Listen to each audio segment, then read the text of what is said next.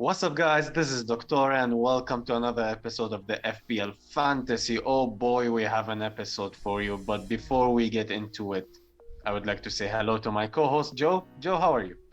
Hey, I am doing great. I'm excited here to talk about Game Week 33. And this just in, this may not be so black and white as everybody thinks.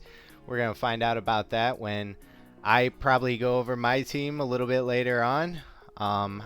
Would you look at this game week? It's not so black and white. And I think it's time to mount up and go for gold and try and get up the ranks as much as you can, guys.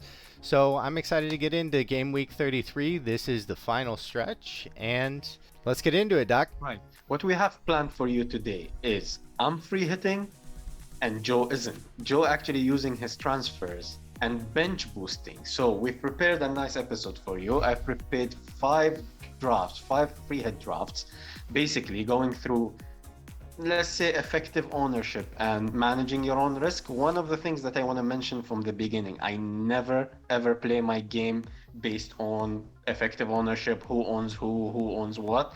I try to get the best 11, let's say, who are going to get me the most points. However, you cannot deny that this can be a good strategy. So I've prepared five drafts. So the first draft is a higher risk, higher reward draft. Basically, if you're ranked, let's say 250k plus, and not everybody has the same aim. Not everybody want to be in the top 100k, 10k. Some people just want to win their mini league. So the strategy is different, but you can apply it to your strategy. Let's say you are fourth in your mini league and you want to go first. This draft will suit you. The second draft will be the medium risk, medium reward, which is between 101k to 250k rank. So if you want to go into the top 100k, you can use this draft, or you can just tinker a bit. The last one is the lower risk, lower reward draft, which is if you're in the top 10k. And then I prepared the fourth draft, which is Salah and Kane draft. So a draft that has both assets, Kane and Salah, which are kind of the two assets that most people are, let's say, scared from losing them in their drafts. And the last draft that I prepared, which is my current draft, and we're gonna discuss it. And then Joe will take over and talk about transfers, what kind of transfers you can make, and possible bench boost options, and possible players that you can target if you're not free hitting. Joe? Yeah, I am. I'm ready to get into your drafts. I'm excited to hear what you got to say about them. So, the first draft that I have prepared here is basically higher risk, higher reward. It is an 11 double game weekers. Actually, the whole bench is also double game weekers. So you have 15 double game weekers. It doesn't have Kane, it doesn't have Son. It's going for the win. It's going for the juggler. I think this is the expression, right? You have Pope as a goalkeeper. Target Shar. The reason I like Target and Shar, and we're going to talk about it even more in other drafts, the reason I like them because at one point in the last match when they played Wolves, there was a free kick and Shar and Target stood on it. So that's why I like this kind of draft. It's high risk, high reward. Yes, there is a chance they might pick up a yellow card here and there. Some people say go for Dubravka for the saves, but I like Target and Shar because they kind of take free kicks, they're on corners, and they are a risk in the air. The same goes for Tarkowski. The middle line, kind of, there is a spine when it comes to all drafts. You see them there. The middle, you have Bruno. Most drafts will have them. Why would you free hit without Bruno? Would you free hit without Bruno, Joe? Would I free hit without Bruno? That's a tough question because I have very mixed feelings on Bruno. If Ronaldo's in, Bruno's performance goes down a little bit. If Ronaldo's out, Bruno becomes the main guy in the team. And we've seen how United have played lately. So I don't know. You'd have to ask me at deadline when I go to free hit. Right. So we see Bruno in most of the drafts, even on Twitter. Saka is always there. It's always between Madison and Barnes. We're recording this around 1 o'clock UK time on Thursday. So Leicester are yet to play in their Europa League. So we'll see who plays, who doesn't play, and kind of minutes. But it's between Madison and Barnes. You have Cornet as a great differential. Sancho there, Ronaldo, and Sam Maximin. If you see the captaincy is on Sam Maximin, because I have this just gut feeling that Sam Maximin will do well this game week. We will talk about it more in my draft, the current draft that I have for my free hit. I'm definitely free hitting. I've already pressed the button. I've already done some transfers to catch price rises. So I'm definitely free hitting. I'm between 50-50 in some decisions, but yeah. What do you think about this draft, Joe? I think this draft is definitely a good one for the higher risk, higher reward aspect of things. I have trouble with this draft because there is so much Newcastle, and Newcastle to me is one of those people that, or one of those teams that have a really high upside, and when it works out, you are an absolute genius. But they also tend to flounder a little bit during the game weeks too, and I I don't know. It just doesn't feel right for me to bring in those Newcastle assets. I completely understand why you would. I mean, you have Saint Maximin in here, and I think he's a great attacking asset. I think I would feel more confident about it if I felt like there was a little more consistency, or if I was seeing a little more fire from game week to game week, but it's not enough for me, and maybe I want too much. That's on me. I'm sorry, Newcastle. Well, the issue with Sam Maximin, he's injury prone. He hasn't. I think he started the last two games only. Before that, he was coming off the bench after an injury or something. So he's injury prone. That's why it's an extremely high risk, high reward. The Oh yeah. reason I chose Sam Maximin, and the reason I chose, if we jump to the medium risk, medium reward, you're gonna see again three Newcastle players. The reason I really like Newcastle at this game week, because they're playing Crystal Palace, who are playing on the weekend in the FA Cup. They're playing Leicester, who are playing tonight, have full concentration on Europe. They don't have much to play for in the Premier League, and they're playing both games at home, coming off of a win, a 1-0 win with a clean sheet at home. So kind of everything in the universe at the moment shows that Newcastle have favorable fixtures. So I'm going to target those fixtures. Most of my drafts have triple Newcastle, so that's why. In this draft, however, I've added a couple of single game weekers that kind of covers some of the risk areas. So you can see Cancelo and you can see Schmeichel. I think Schmeichel is going to be one of the highest owned goalkeepers after Ramsdale, because for the people who are not free hitting, which I think will be the majority, um, they will have Ramsdale as a goalkeeper, and Schmeichel kind of will be the second most owned. So you kind of hedge your bets here. Cancelo will be highly owned, and Harry Kane will be highly owned in attack. I replaced Alan Sam Maximin with Wood because most of the transfers will be Wood, maybe for Weghorst. Some people kept Jimenez, maybe change Jimenez to Weghorst. And you can see the double Leicester trying to attack those fixtures, because they are nice attacking fixtures. You can see Barnes and Madison in the middle. Again, Saka and Bruno are there. However, the captaincy moved to Ronaldo because, in my opinion, he's going to be the highest scoring player in this game week. I'm leaning towards captaining him. We'll go to my draft later, but it's a bit less safe than Bruno, because I think Bruno will be the highest effective ownership this game week. What do you think about that, Joe? Yeah. I mean, Wood's in the lineup, like everybody else on Twitter, so I think everybody would agree with you there. Madison and Barnes is a really interesting conversation, and we don't have enough time on a video to talk about it, but it's something that's been bothering me, because Madison's the guy that is going to get typically results for you, but if you compare the numbers, Barnes is blowing him out of the water, from touches in the box to shots on goal to all that, and he's just not getting that last little bit in there, which is one of the reasons why, when Barnes was starting to get more groundswell around him earlier in the season, not talking the beginning of the season, I brought in Barnes in the beginning, but a little earlier, say like 3 or 4 game weeks ago, I stayed away from Barnes because I was like, I understand he's playing well, the numbers look good, but if every number looks good besides goals, it doesn't matter. And assists. Assists count too. Assists are real stats also.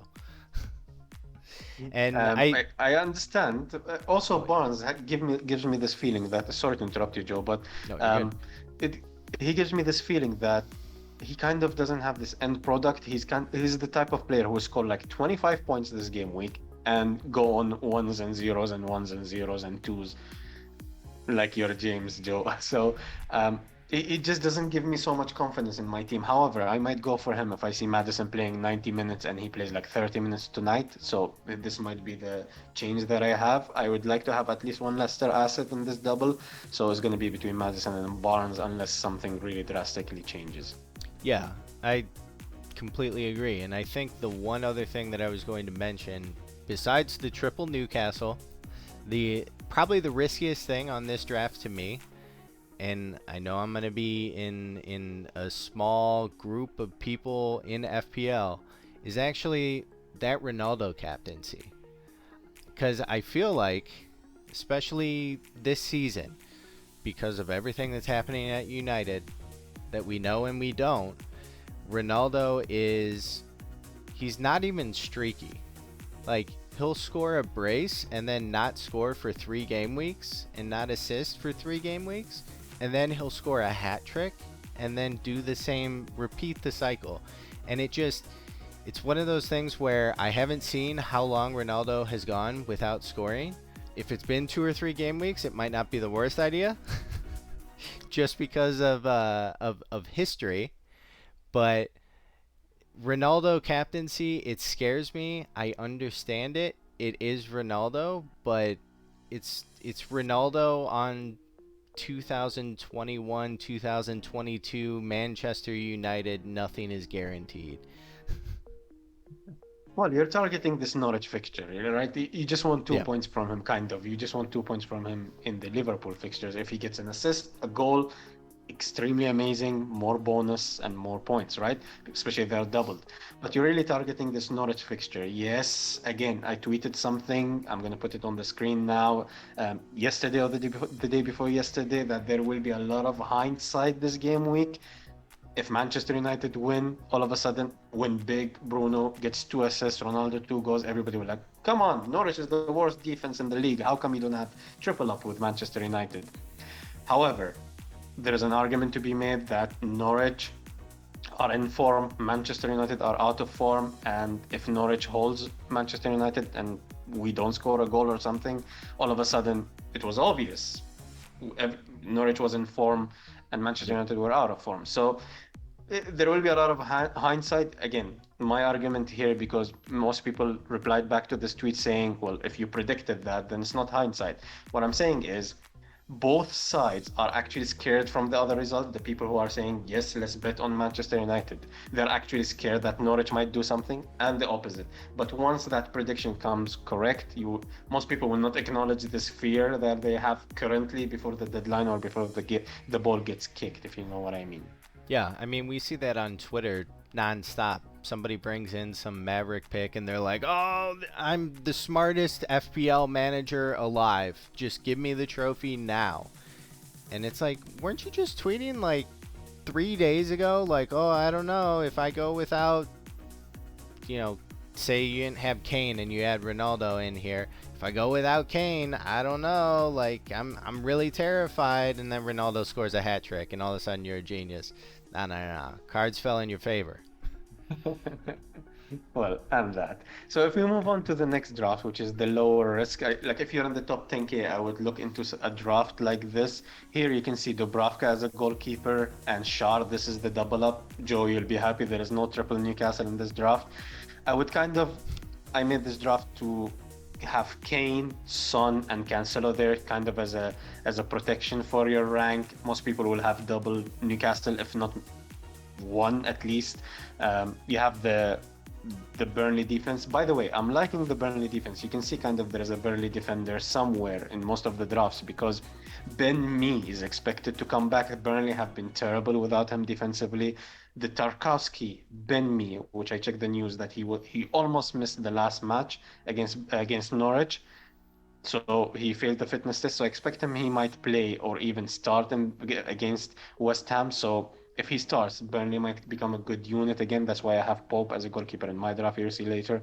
And you have Cancelo there. Martinelli as kind of a differential to make you jump ranks.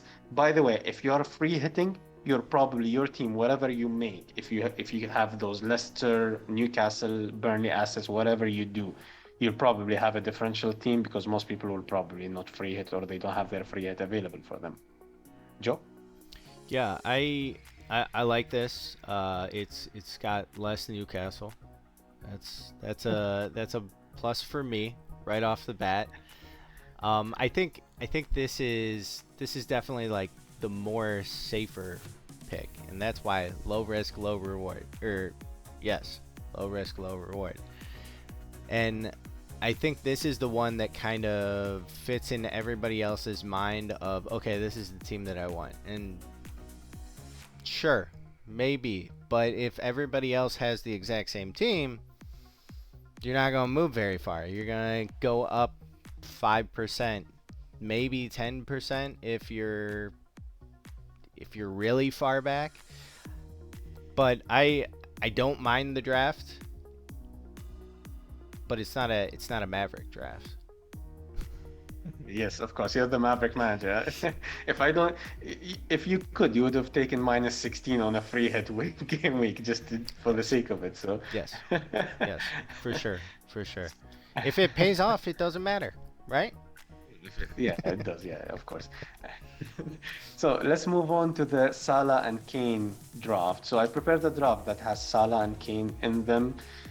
I think if Salah starts, that's my opinion. If Salah starts, the reason I don't have Salah in my draft, in my personal draft, which we're again not gonna get into soon, is because they have a fixture versus Manchester City on the weekend after the deadline of the FPL deadline, and anything can happen, right?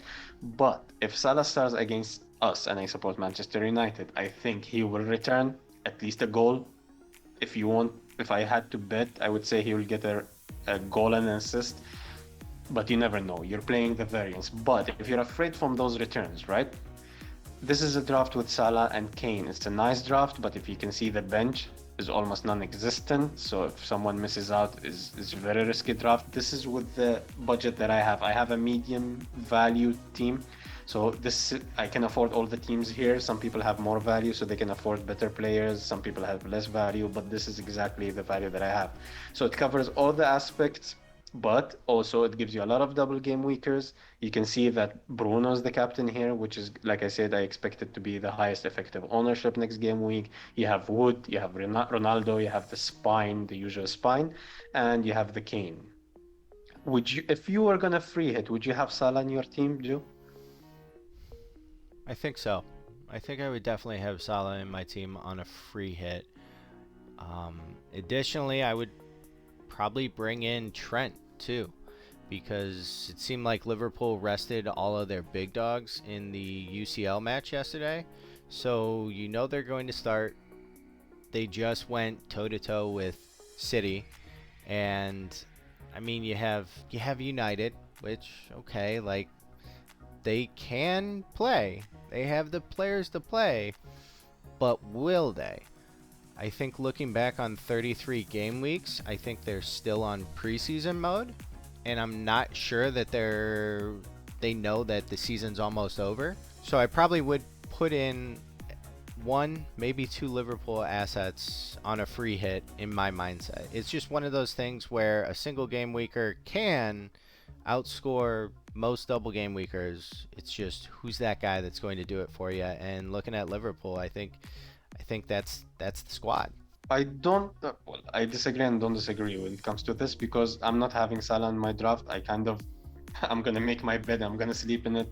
Yes, he worries me. Like I said, if he starts, I'm worried he might score. But again, in a single game week, the variance is at its peak. So you just hope that day Manchester United turn up and somehow frustrate Liverpool, although I don't see it, especially it's in Anfield. So you never know. But again, one of the things that I have on the back of my mind, and I always think about it, is they have a fixture versus Manchester City on the weekend. You never know.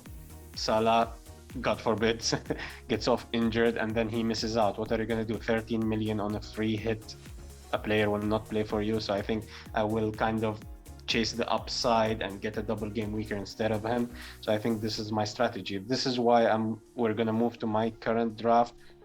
I'm fairly set on this draft. I really like this Pope target Shar combination. Teles is debatable, which I'm going to talk about. Wood is debatable as well. I'm going to put a tweet now also on the screen that I tweeted. I'm 50-50 in 4 positions, or kind of 4 decisions, but this is almost my team set and done. So I'm captaining Ronaldo. This is the first 50-50 decision. It's between Bruno and Ronaldo. Again, Bruno is the safe option, but like I said, the way I play the game, I try not to look at the risk. I try not to look at the effective ownership, and I play my own game. I think if Ronaldo starts both games, if I have this feeling by the deadline, I'm gonna captain Ronaldo. If I chicken out, then it's Bruno. And this is the team. It has Kane. It has nine double game week players. The second decision I have is Son versus Sancho. So I'm really tempted to just Son to Sancho and then Teles become someone else and have 10 double game weekers. This is what I had in my mind when I wanted to free hit, just maximize because the floor is higher when you have someone who's going to play twice. So Son might become Sancho and Teles can become someone else. Also, it's between Madison and Barnes, although I'm very tempted by Martinelli instead of Madison and go absolutely no Leicester, but I would like a cover here and there. Yeah. The last decision is logically is to go for Chris Wood instead of Alan San Maximin. But I have this gut feeling that Alan San Maximin will outscore Chris Wood. But again, this draft is kind of a balance between safety. I'm in the top 10K. I would like to finish in the top 10K. So of course, it plays subconsciously into my mind, but I might end up with Alan San Maximin. The only main worry I have about Alan San Maximin is the fact that he's injury prone and Wood is on penalties and he just scored. He might have this extra confidence. What would you change about this, Joe? So I can't tell you what I would change about this because this is your draft. I don't. You have 3 Newcastle. All right, so we're back on that thing again. And I know what'll happen. I'm gonna spend the whole video talking about don't have 3 Newcastle, or at least I wouldn't have 3 Newcastle. They'll come out, their whole defensive line will get goals, Wood will get 6 assists, and they'll walk away with a clean sheet in each match. And it'll be like, oh yeah, good job, Joe. No, it's okay. It's okay. I understand. That's the game that was played. I get it. But I wanted to speak on your choice or your decision with Martinelli. I want to say that I would put Martinelli in this lineup, maybe even for Saka, honestly. I think Saka is a little off his form currently. Had a little bit of a rough last game. Martinelli, there's talks in the Arsenal fandom of Lacazette probably being out and Martinelli sliding into that position and kind of being the main target up top. So I feel like he's going to get a lot more touches in the final third. He's going to be fed a lot more. He's going to be the guy that people are looking at to play the ball through. He's going to get those opportunities to shoot. Now, we know Saka. Saka can come out and he can make magic from nothing. So it is kind of a toss-up. I don't think I would take Son out. I don't necessarily care too much about cover, but I think with Leicester's fixtures, why wouldn't you have a Leicester person in there? I mean, it's Newcastle who, okay, they could be good, they could not. It depends on which Newcastle comes out. And Everton who, yes, okay, they're riding high because they just won a game. Great, but at the end of the day, it's still Everton, and really who won the game? It was Gordon. So, Mark Gordon, cool. Now they won't score a goal now. And I think you can't go without a Leicester person. So I agree with that. And you know, looking at Saka, I'm like, all right, it's an Arsenal for an Arsenal. Maybe you don't miss a lot, maybe you do. But I like Martinelli in the lineup. I really do. And then the question that I have for you, so you have Tellez in there. Do you think Dallo could come into the lineup at all? Is that a worry for you? It's not at all because Luke Shaw is not expected to play soon because I read today actually that some nails or something were taken off his leg or knee or foot or something. So he should be out for a while and Telles is kind of guaranteed. The reason I like Telles because you know when you imagine how the games might go and I can see Telles crossing the ball to Ronaldo, a header versus Norwich, and you can see you would love two birds one stone type of goal. So and he's on some corners, he's on some free kicks. So I like Telles there.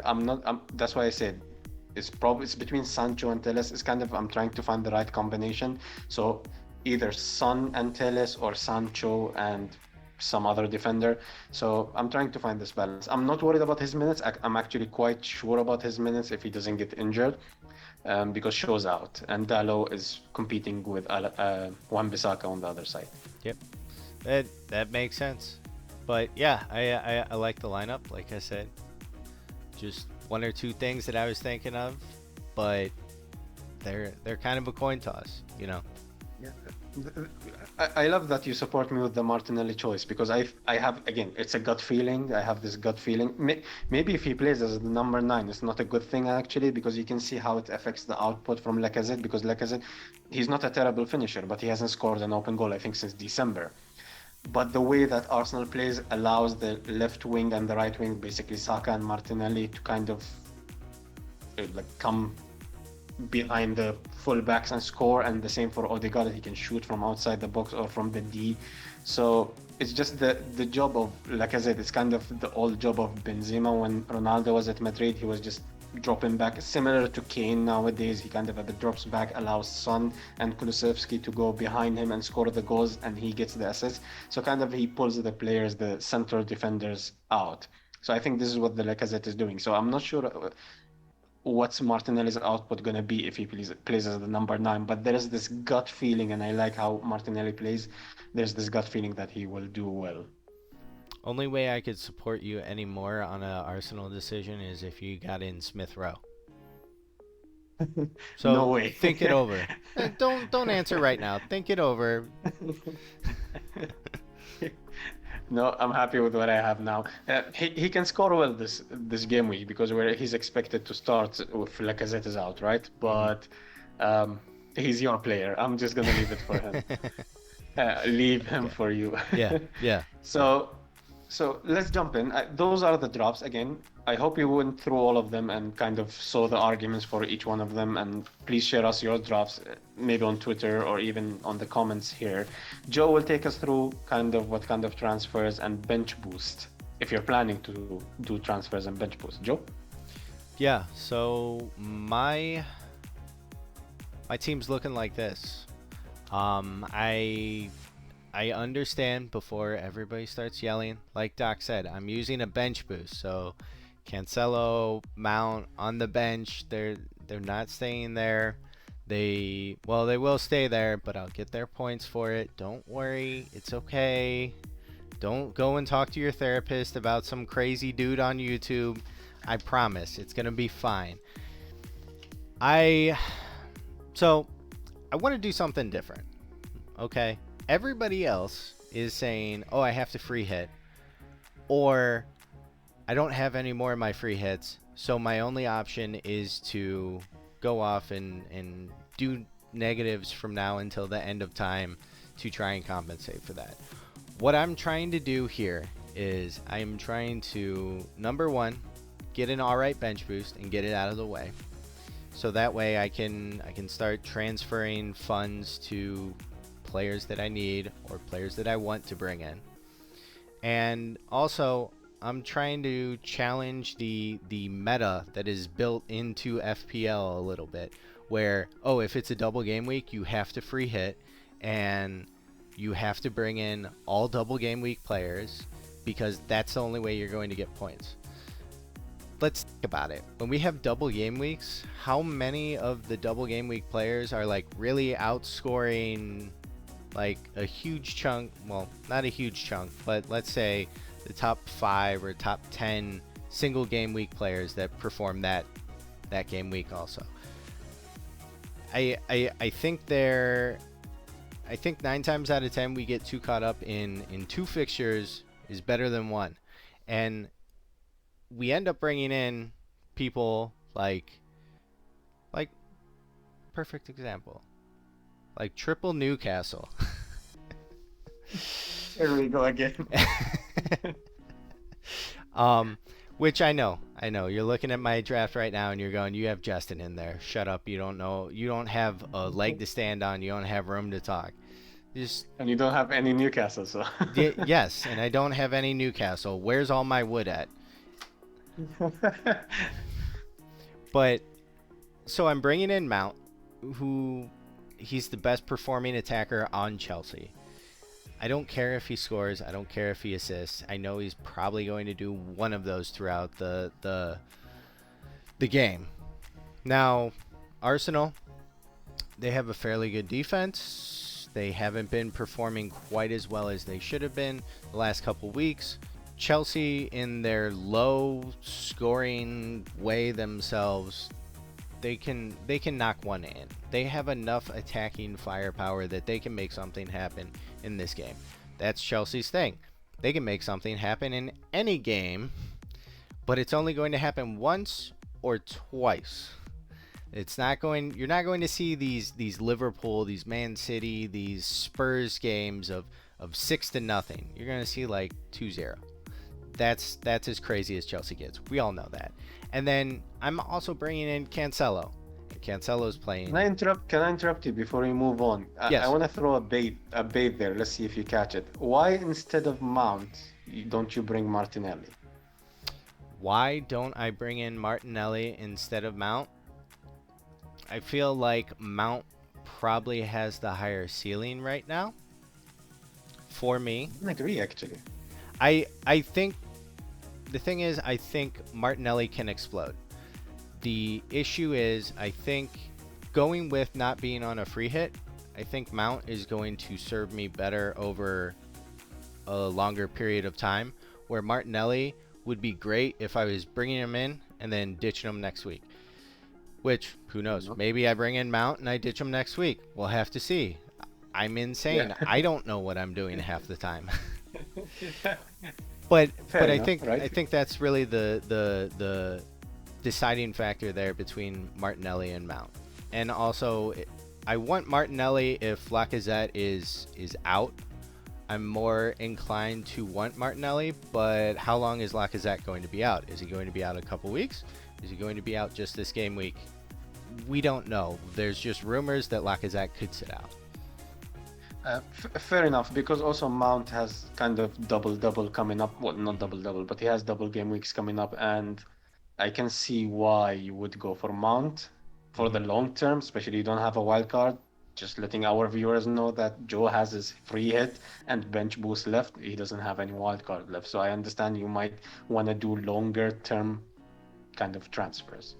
Yeah, and that's where I was sitting here. I think there's a decent enough fixtures that I can bench boost. I can feel comfortable about it, and I can take -4 or -8 and set myself up for upcoming game weeks and feel comfortable about those upcoming game weeks, and maybe use a -8 so I don't have to use a -12 later or a -16 later, whatever.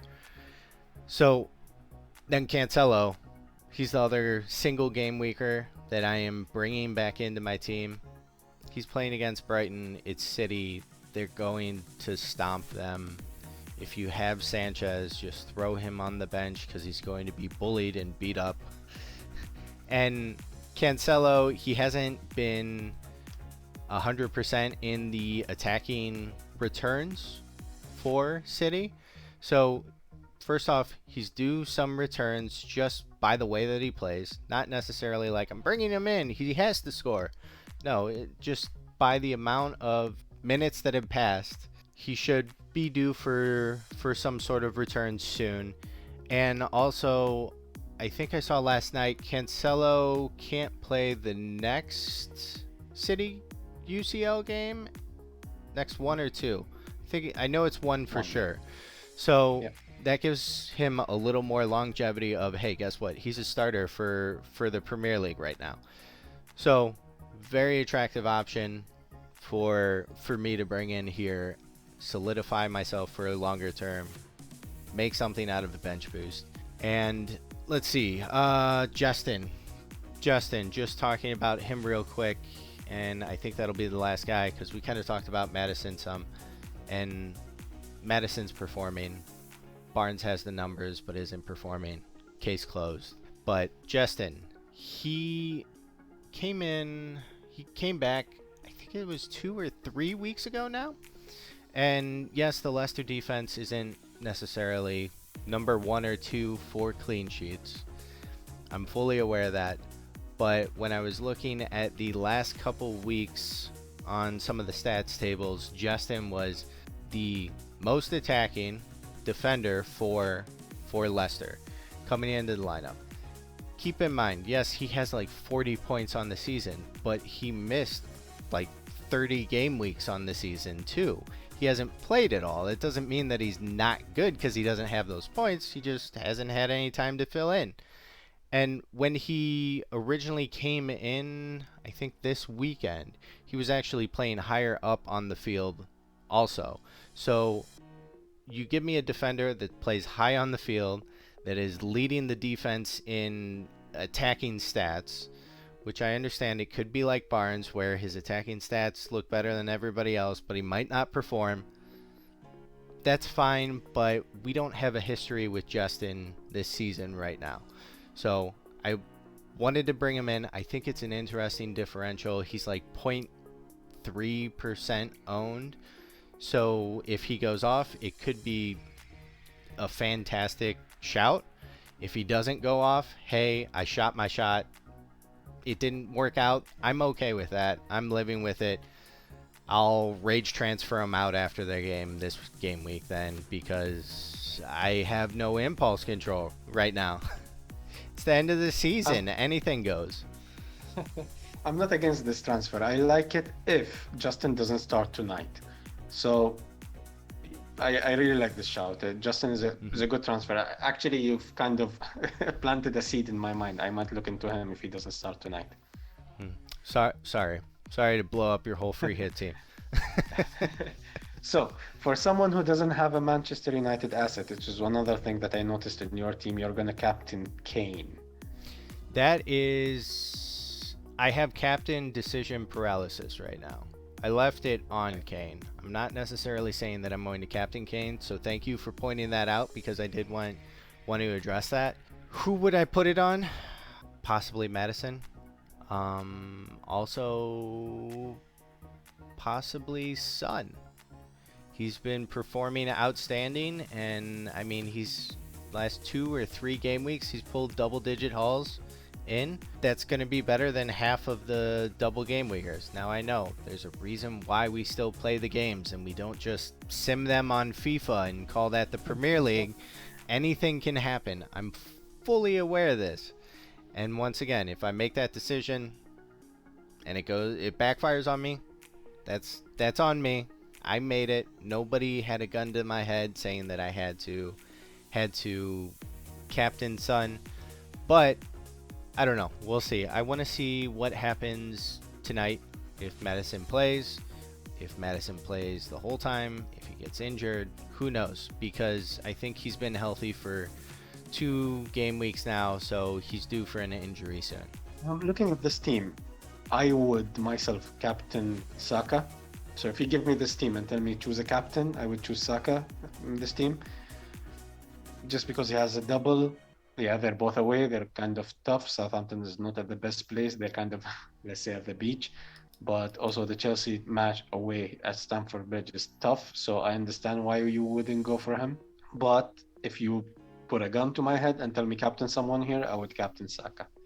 Yeah, Saka's one of them that I want to captain, but I don't know if I would. It would be an interesting captain for sure, because nobody else is captaining Saka. Everybody's captaining a Leicester player or I don't know, probably just a Leicester player. I think it's Manchester United. The polls around Twitter show that it's either Manchester United asset or Leicester asset. Yeah, it's between those two. Yeah. So yeah, that's a great differential. Yeah. Yeah, and like I said, with United in your drafts, we don't know what United is going to come out. I don't want to risk a transfer on a United player. If I'm on a free hit, sure. You can talk to me about United players.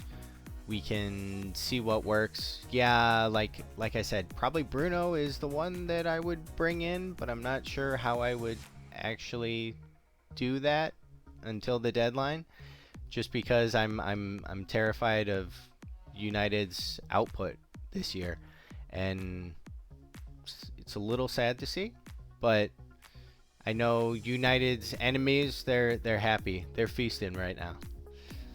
So, I wanted to run through a list that I have in front of me. I don't have it on here because it's like 7,000 players of interesting defenders, mids, forwards, and I know there's a laundry list. I tried getting all of them that I'm like, all right, these are the guys that look good to me.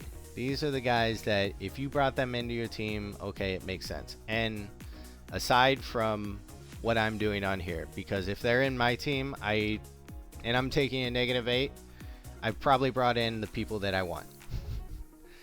So, running through it real quick, I think it's for defenders. A second Chelsea defender is a great option, except for if it's James. You're playing the game wrong. Stop it. Everybody gives me... People who are listening for the first time, I should mention that Joe and James are kind of nemesis. So I don't know if that's the word. They are rivals. They don't like each other. Joe doesn't like James, and I'm sure James doesn't like Joe. Yeah. He never scored any points for me when he was in my team. But now people that brought him in since he came back from his injury, they're getting the same treatment. He blew up in the double game week in the first game, and he has yet to get 2 points, I think, since then. So that's where I stand on James. If you watch us, you know how I feel recently about James. I try not to hide my feelings too much.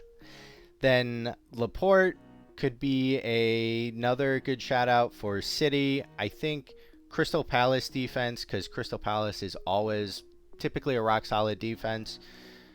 You could bring him in. Mitchell is probably the one that I would look into, but he is currently injured at 75% probability of playing. Keep that in mind.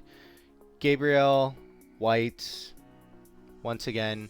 Arsenal defense, they have kind of tough games, but I think if you're bringing them in for...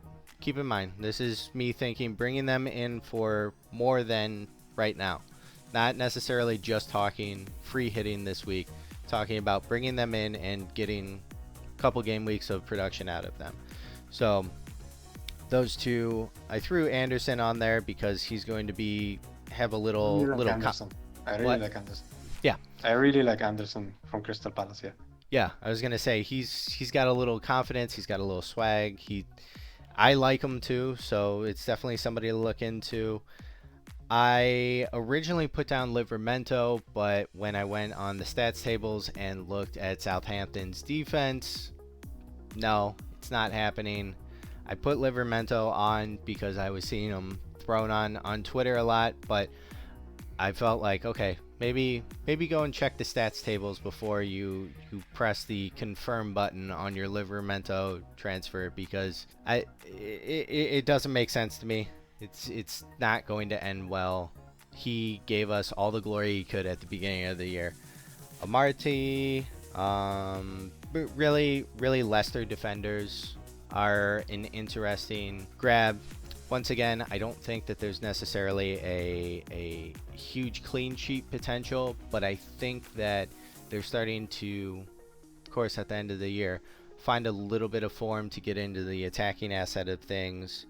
Dyer, him, and Lloris are maybe the only two that I would actually look at for the Spurs defense. Lloris is the defense. Dyer, he might be able to get up and put his head on something, like everybody wants Maguire to do.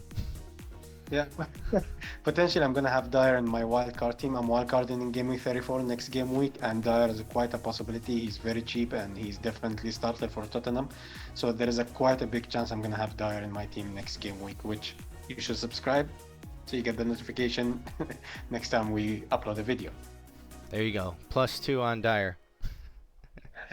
Then another interesting one that I wanted to mention that I don't hear really anybody talking about is some Brentford defense. Brentford is playing really well. They lost, I think, this last game, and then they had like 3 clean sheets. You looking it up, Doc, for me? Yeah, I'm Yeah. actually checking because Yeah. they're going under the radar, especially with, yeah, they kept a clean sheet versus West Ham, so this is the 2-0, of course. They won versus Chelsea 4-1, the big match. They lost to Leicester the match before 2-1. So, I but they kept a clean sheet the match before versus Burnley. They're actually going under the radar. I like that shout. Yeah, Brentford. They're definitely somebody to look at defensively. I feel like all their players are really going under the radar besides Tony, which is Yeah. absolutely insane because, well, alluding or foreshadowing to the midfielders, but Mbomo, he is the son to Tony's Kane right now. And if we're bringing in Son and Kane in every single team, if you bring in Tony, why not bring in his partner too? It's working, right?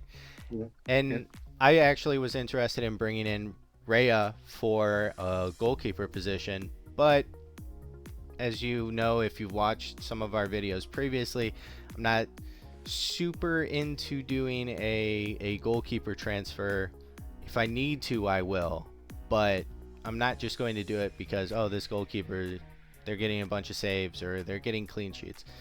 It's okay. It all comes full circle. That's fine. So that is it for my defenders. Doc, I know you had a couple comments in there. Anything else that you're kind of interested in? And that's about it. You had a couple of double game weekers, which we covered throughout the video. The rest I kind of interjected and commented. Shall we move to the midfielders? Yep. So midfielders, starting off hot. Bruno is one that I think that you can be interested in bringing in. It's a buyer's beware tag on him. Like I've said throughout this video, what United is going to show up. The team that we know they are, where Ronaldo can get a hat trick, Bruno can get a hat trick and a hat trick of assists. Pogba is doing something over there where he gets an assist too, and Sancho is just running wild on the outside. Or is it the team that looks like they've been relegated like 4 times down and they're just now starting to get their team together? Maybe in like 5 years they'll get into the Premier League. We don't know, but keep that in mind if you're picking up Bruno. Keep that in mind for Bruno. Additionally, Sancho, another one. I like the way he's playing. I like the way that he's kind of trying to get himself back into the attack. He really needs it. He hasn't been the same player that he was, that United thought they were buying at Dortmund, but he has the potential. Just needs to have the team pull it out of him. James Ward-Prowse is a little bit of a danger pick. I think I like it actually. It's just there's not enough midfield spots, but I really like James Ward-Prowse. Yeah, I'm hoping FPL decides that we can just swap out positions to get more midfielders next year, because that would be perfect for this. But he's a free kick specialist. He has had his ups and downs recently, but if you get him on a free kick, you're more scared of him scoring than not, which is incredible. And some of the best managers in the league have talked praise about how he's the deadliest free kick taker that they've seen in their time being a coach. So I think it's definitely something to look into, especially if you check team defensive stats. They're giving up more fouls in the field. Something to check in on this game week. Not really going to see probably too many free kicks within range for him, but all he needs is one. Martinelli, They always manage to get a lot of free kicks. Sorry to interrupt. They always manage to get a lot of free kicks because of the type of players they have up front. You have Che Adams, you have Broya, who are very tricky players, so they get a lot of free kicks. And also, whenever I try to look at the statistics, whenever I try to choose the midfielder, one of the statistics that I look at is crosses, how many crosses this player puts in. James Ward-Prowse, week in, week out, comes out as the most player who, or at least midfielder, who crossed the ball during that game week. It just happens a lot, too many times. So there is a lot of potential in James Ward-Prowse. He's on penalties, so I really like that shout. Yeah, it's just not enough spots for him. For sure. He's one of those players that I love to own, but he's my sixth midfielder, and Yeah, it yeah, just doesn't work. exactly. Yeah, yeah. Martinelli, we've talked about on your teams. Love him, think he's good, but kind of where does he end up playing? How long is Lacazette out? Is Lacazette out? Questions to be answered there. Havertz has been playing really well for Chelsea. I've decided to go for Mount because he feels like he has a little bit more consistency throughout the whole season than Havertz. I'm glad Havertz is finding his form. Maybe at the end of the season or next season, he's on fire the whole season. I bring him in. Drewberry Hall, Leicester. I've seen some people talk about him, but I don't think there's been enough people that have really talked about him. He's just an interesting pick. He's kind of a unspoken hero in that Leicester offense, I feel like right now, and he is collecting points. He's scoring a goal here and there. He's getting an assist here and there. I don't think he's a bad person to bring in if you need somebody that's definitely a little bit budget. Foden, who knows? Sure, people like him, bring him in. That's all I have to say. Me and Foden, we There's a don't good get chance along. he's gonna be on my wild card in game week 34. There is a good chance. He got a head injury kind of yesterday, so I'm a bit worried about it. But he should be fine by next game week. We'll see if he plays for in the FA Cup. Otherwise, I really like that shout on the long term. Yes. Then my good old last midfielder, Zaha, maybe. Another rival of Joe. So Yeah, yeah, Zaha just doesn't make sense to me. He gets points like I feel like they're charity points half the time because he doesn't score anything, and at the end of the season he has like 170 points, and it's like, where did he even get those? Like, did yeah. did official FPL feel like, oh hey, if you captain him, we're going to include the captain points in his total? But he's been scoring goals. The offense has been running through him more lately. So he's an interesting midfield that, yeah, if you want to do it, you can. I'm not. End of story. Yeah. Anything in there, Doc? Well, I try to interrupt whenever I can. So Okay. Cool. I just yeah. wanted to make sure. So Yeah. now heading on to the forwards. I have Kane. I feel like Kane needs mentioned again because it's Kane. It's part of the Spurs offense. They're doing insane things. They're functioning. They're firing. Doc fought me on Kulu. Get out of here. Kulu is my man. Yeah, you actually won that argument. But the funny part, instead of Kula, I brought Human Son. I've had Human Son and Kane for a while now, and they're doing better than Kulu and Kane. Bring in all Well, three. yeah, exactly. That's also kind of on the wild card drafts. It's either Kulu or Dyer for me. So yeah. Yeah. Getting insights to Doc's whole wildcard draft. There you go, everybody. That's what you get when you listen to each Early game release, yeah. Yeah. Yeah, and we appreciate whoever is staying and still listening to us. We really appreciate it. We can see it, of course, on the Google on the YouTube analytics. So we really appreciate it. Then Tony, talked about him. He's performing well. Weghorst, kind of a weird one, but there was some interesting words thrown out there about between Weghorst and Jay Rodriguez. They were saying, oh, they kind of play similarly, so somebody is going to need to kind of keep that position and be the backup for the other guy, or the other guy's the backup for the person who keeps the position. I think it's probably going to end up being Weghorst. Who knows? I have him in my team because I don't think the shoe is going to drop right now. I feel like it's like this week is probably a trial for it to figure it out. But it's so funny seeing the frustration around the community with Weghorst because he had like so many doubles, he had so many matches, and he kept scoring like twos and ones and everything. So it's it's so funny just to see it and the memes that are coming out. I was blessed because I kind of never saw anything with Weghorst. I never attempted to transfer him in. Even when I had the chance, I didn't. I brought some other players and tried to organize my team better. But yeah, it's so funny just to see the memes. Not because I didn't have him and didn't go through the frustration, because I've been playing FPL for 15 years and I absolutely understand the frustration someone can have when you own a player that you hope they would score double figures and there's just 1-2s. But yeah, it's just funny. Yes. Yeah. That's James. Hey, look, they cost the same. At least James scores like those 18 points. Big Yes. horse, come on. Yes. So I got three more, real quick.